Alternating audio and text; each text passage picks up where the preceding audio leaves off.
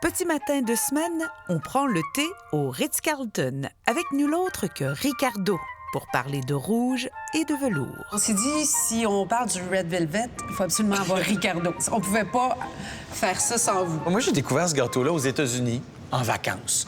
Et puis, j'étais tombé en amour avec ce gâteau-là.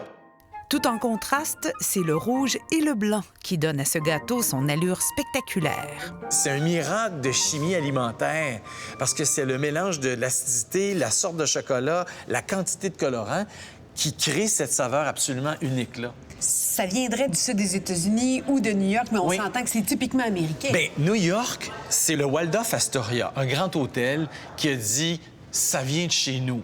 D'où ça vient exactement, c'est pas sûr à 100 %. Mais le sud des États-Unis est vraiment très amoureux de leur Red Velvet. Alors moi, j'aime ça, cette idée-là, de dire « ah, ça vient du sud des États-Unis ».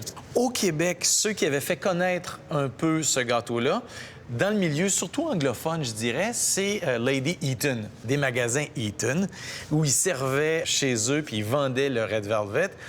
Mais c'est un gâteau, dans le fond, c'est juste un gâteau au chocolat, mais c'est un gâteau au chocolat unique. Je pense que le mélange du cacao avec le colorant est souvent un élément acide qui, des fois, est dans le gâteau, dans la pâte, mettons du babeur, ou sur le gâteau, le glaçage fait avec du fromage à la crème. Ça donne quelque chose d'unique. Le Red Velvet se prépare comme la plupart des gâteaux. D'un côté, les ingrédients secs et de l'autre, les liquides.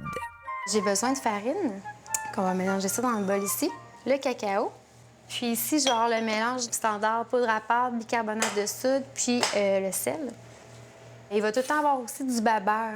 C'est ça qui va apporter l'effet moelleux au gâteau. Puis le côté particulier, je dirais pas aigre, mais quand on le mange, on va sentir une certaine acidité.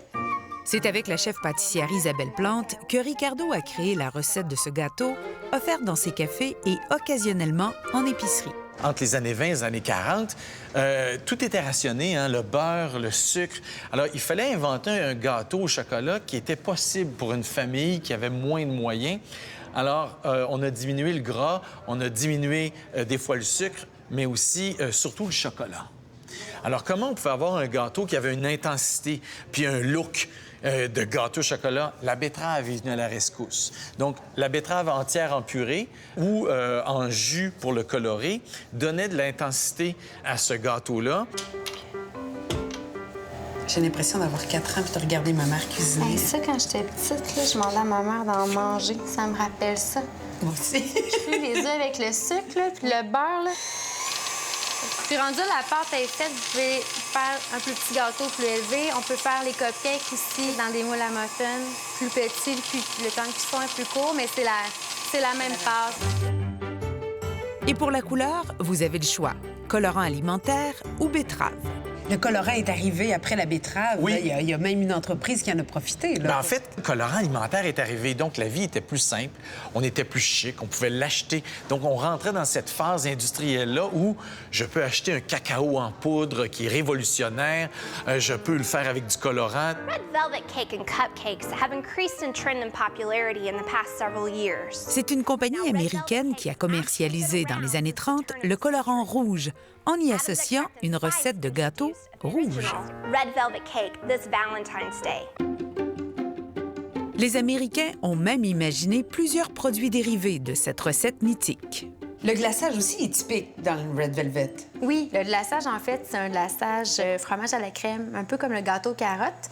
Ici, nous, on l'a adapté, en fait, parce que d'habitude, c'est glaçage fromage à la crème, puis avec l'ajout d'une meringue, une meringue suisse. Fait que c'est un peu beaucoup sucré. C'est quand même assez costaud. Fait que c'est une chantilly toute simple. C'est fait à base de fromage à la crème, sucre, jus de citron. On va lui donner un petit peu pour faire rentrer de l'air un petit peu plus. Je suis pas dans les familles américaines, mais c'est rare que tu vas dans un restaurant où il y a plusieurs desserts puis qu'ils n'ont pas un Red Velvet sur la carte. C'est un peu comme la tarte aux pacanes, la tarte au citron, la key lime pie. C'est des classiques américains que tu découvres souvent en vacances puis qu'on s'approprie. Si moi, je vais le faire à la maison, c'est réaliste? C'est réaliste parce que c'est des ingrédients qu'on retrouve en épicerie. La plupart, on les a déjà dans le garde-manger. Il y a peut-être le babeur. Le babeur qui est un ingrédient qu'on va plus ou moins utiliser. Bon appétit. Heureuse de manger du Red Velvet avec Ricardo. Me tanne pas.